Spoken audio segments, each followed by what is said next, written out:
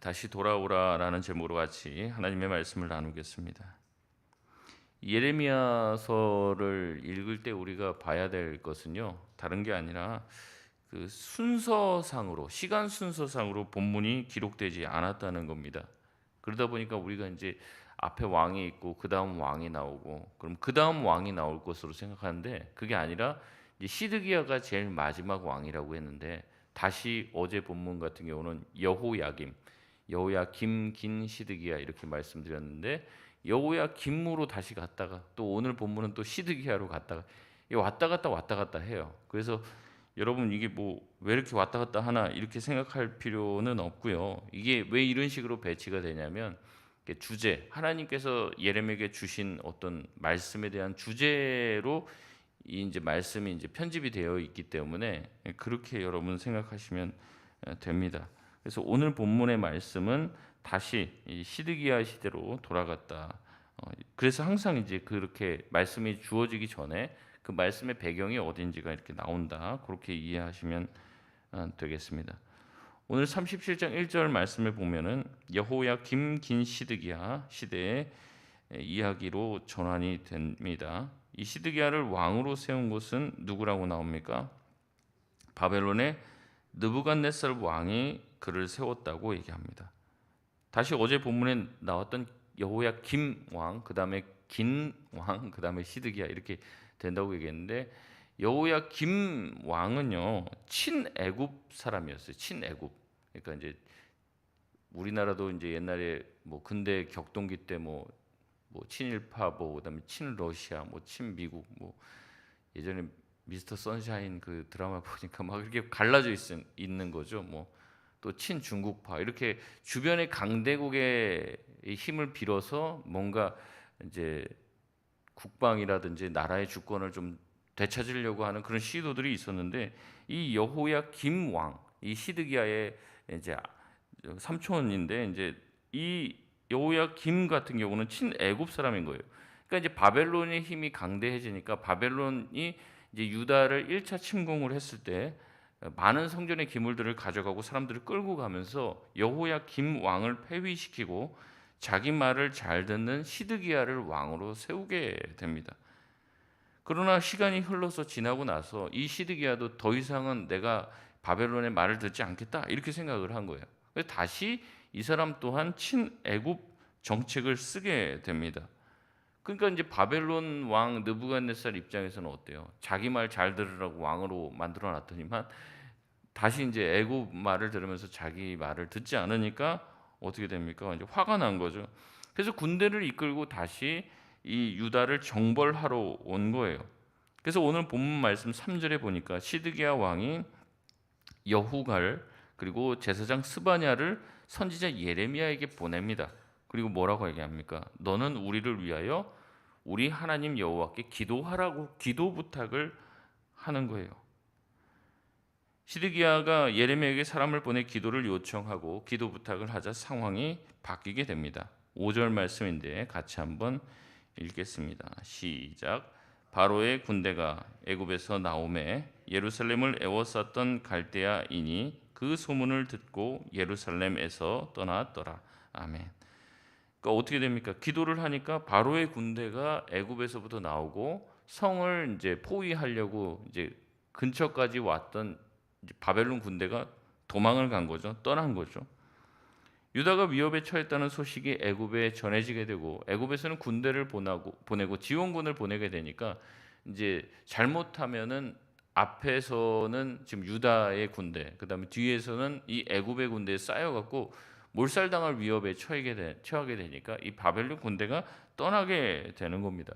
그러니까 어떻게 됩니까? 기도하고 나니까 이제 위기에서 벗어나게 된 거죠. 자신들을 공격하고 포위하려고 했던 바벨론 군대가 다 떠나가게 되니까 지금 유다는 축제의 분위기인 거예요. 자기네들이 기도했던 것들이 응답이 되어졌고, 또 자기들을 공격하려고 무너뜨리려고 했던 바벨론의 군세가 다 물러가니까 이제는 우리는 구원받았다. 자신들의 기도가 통했다고 생각을 한 거죠. 이 장면은 마치 히스기야 때의 일을 떠오르게 합니다. 히스기야 때에도 많은 침공이 있었습니다. 옆에 있는 아수르라고 하는 나라가 굉장히 강대해져서 아수르가 이제 유다를 이제 이스라엘을 다 위에 북이스라엘을 완전히 무너뜨리고 밑에 있는 이제 남유다를 공격하러 왔는데 그때 이제 아수르의 사느립이 남유다를 쳐들어왔어요. 그러니까 이제 남유다도 멸망 위기에 딱 놓이게 되죠. 그때 이제 히스기야가 어떻게 합니까? 옷을 찢고 굵은 배를 두르고 머리에다 죄를 뒤집어 쓰고 예루살렘 성전에 들어가면서 자기가 하나님 앞에 기도하겠다고 하고 이사야에게 기도를 부탁을 하고 들어갑니다. 그리고 하나님이 거기에 응답을 하시죠. 그래서 이사야가 하나님께서 너희를 지켜주시고 이 아수르의 군대를 다 쫓아내실 것이다라고 얘기합니다. 그리고 그날 밤에 여호와의 사자가 아수르의 정예군을 다 쳐서 죽이죠. 그때 죽었던 아수르의 군인이 18만 5천 명이었어요. 실제 이것은 이제 역사책에도 기록이 되어 있습니다. 헤로도토스라고 하는 역사학자가 쓴 이 히스토리아 역사라는 책이죠. 이 책에서 보면은 남유다를 치러 갔던 아수르 군인 18만 5천 명이 그날 저녁에 쥐로 인한 패스트가 돌아갔고 그날 하루에 다 전멸했다 이런 기록이 실제로 남아 있습니다. 근데 패스트가 돌아도 이게 돌고 사람들이 죽으면 며칠씩 걸리잖아요. 근데 그 하루 아침에 하루 저녁에 다 죽었다고 기록이 되어 있는 거예요. 마치 이 장면을 연상케 합니다. 그래서 유다가 이제 아수르의 손아귀에서 벗어나게 되는 것이죠. 그리고 이것으로 인해서 이제 아수르는 큰 타격을 입게 됩니다. 마치 이와 같은 거예요. 시드기야가 지금 바벨론의 공격에 의해서 지금 굉장히 어려움을 겪게 됐는데 예레미야에게 기도 부탁을 하고 나서 어떻게 됩니까? 상황이 급반전이 돼서 자신들을 공격하려는 바벨론 군대가 물러가고 애국 군대가 자신들을 도우러 온다라는 이야기를 들었을 때 이 사람들은 축제의 분위기가 된 거고 다시 한번 하나님이 우리를 구원해 주셨구나 이렇게 생각을 한 것이죠. 백성과 시드기야는 한동안 평안할 줄로 생각을 했습니다. 하나님이 히스기야 이후에도 오랫동안 그 나라의 평안과 안녕을 줬기 때문에 굉장히 기뻐했던 거죠.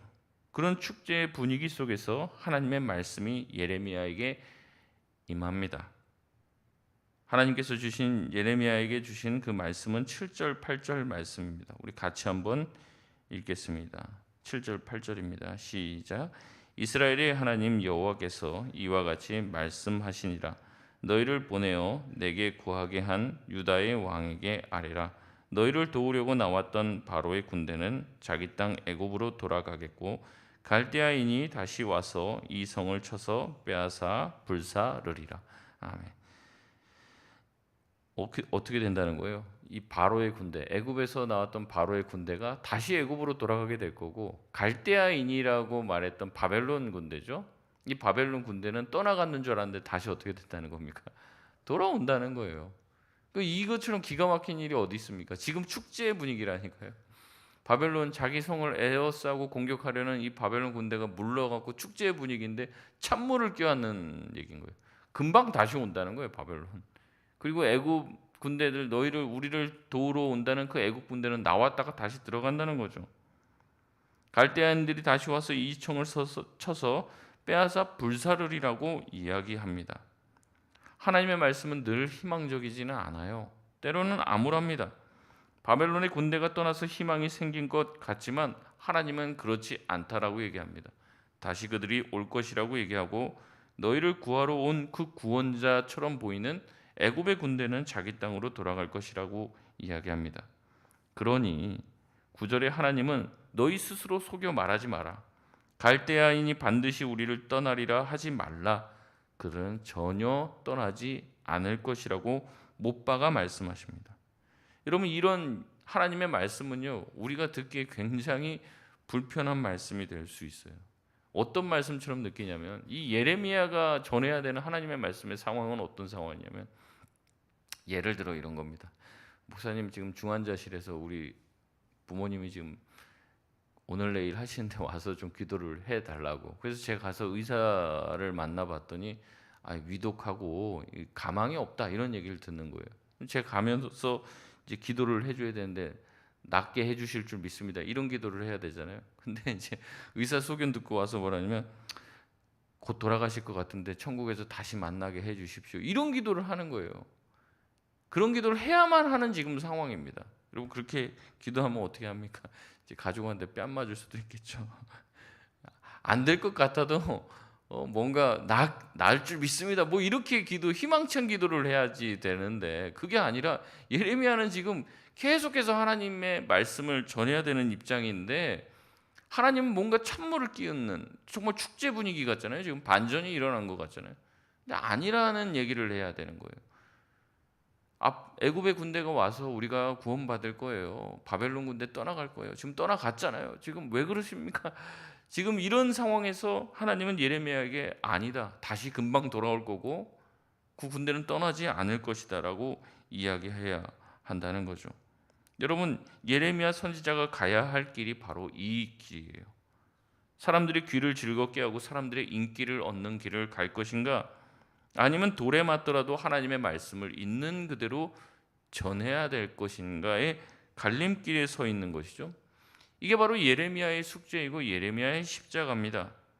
하나님은 계속해서 10절에 바벨론 군대를 쳐서 너희들이 완전히 부상자만 남길지라도 그들은 다시 일어나 예루살렘을 반드시 불사르게 될 것이라고 또 한 번 못을 박는 얘기를 하십니다. 여러분, 왜 이렇게 예루살렘이 망해야 됩니까?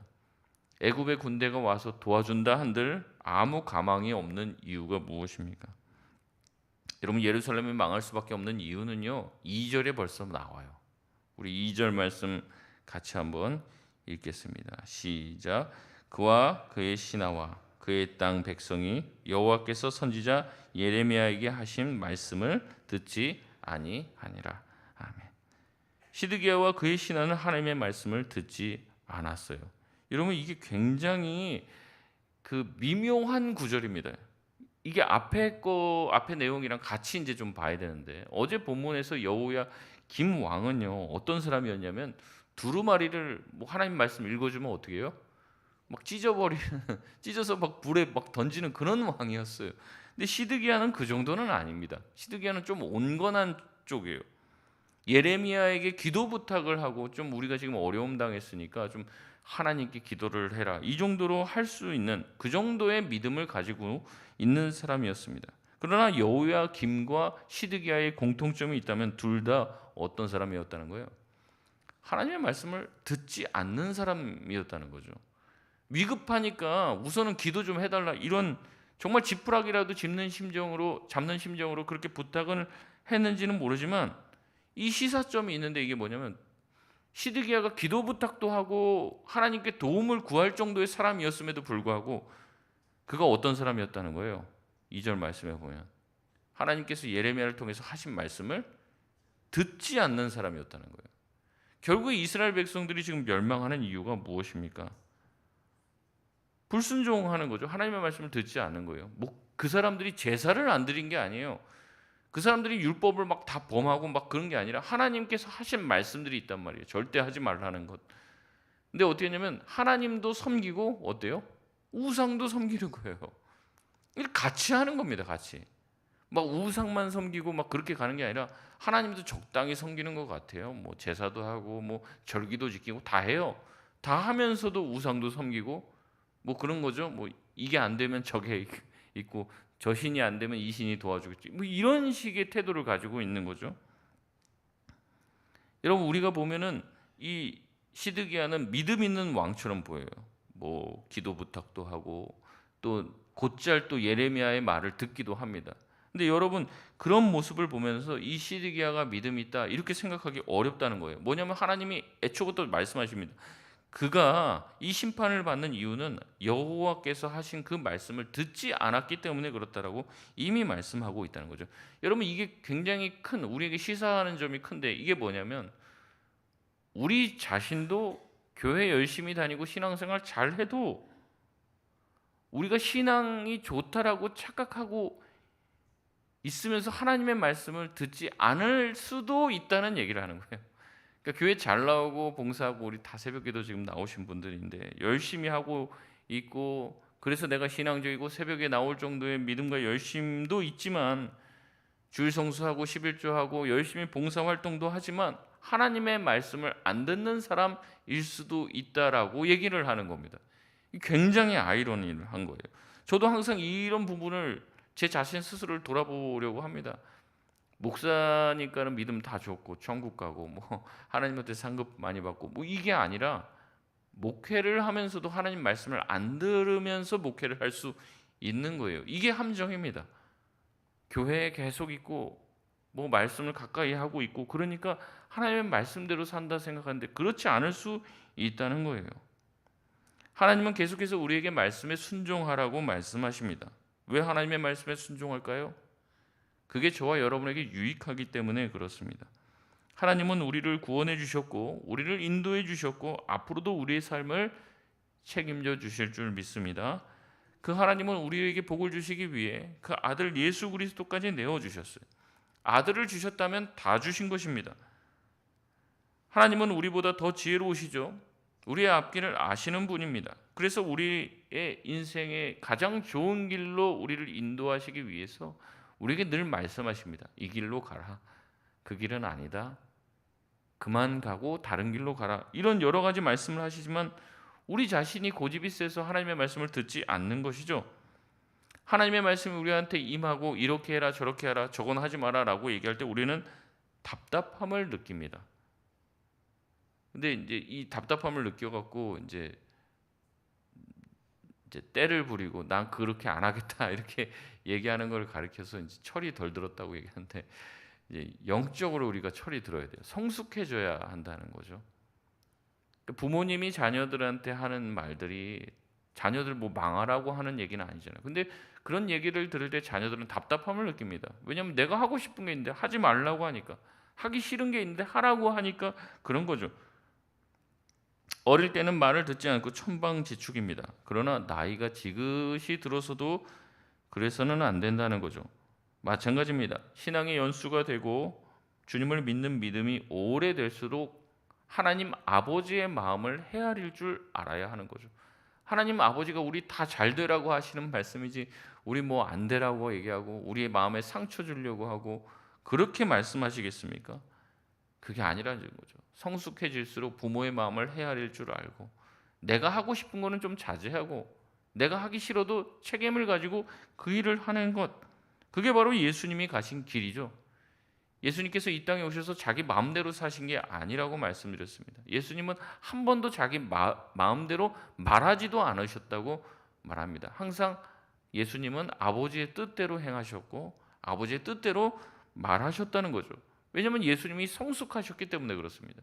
그 예수님의 장성한 분량에 이르기까지 너희가 애쓰고 노력하고 헌신하라고 주님은 말씀하십니다. 하나님은 때로는 우리가 엇나가서 회초리를 드시기도 하죠. 근데 뭐 조금 잘못해서 회초리 드는 게 아니에요. 오래 참으시는 거죠.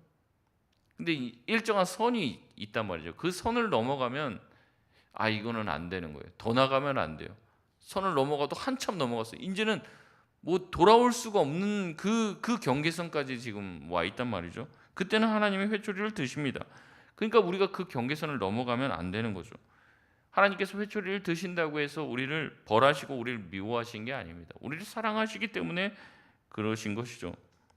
유다는 선을 넘어도 한참 넘었습니다. 하나님께서 그쪽으로 가지 말라, 그렇게 하면 안 된다. 수많은 선지자를 보냈지만은요, 그 선지자들을 죽이고 뭐 하나님께서 말씀을 주시고 기록해서 그에게 넘겨주면 불사르고 결국에 자기 아들까지 보냈지만 그 아들도 십자가에 못 박아 죽입니다.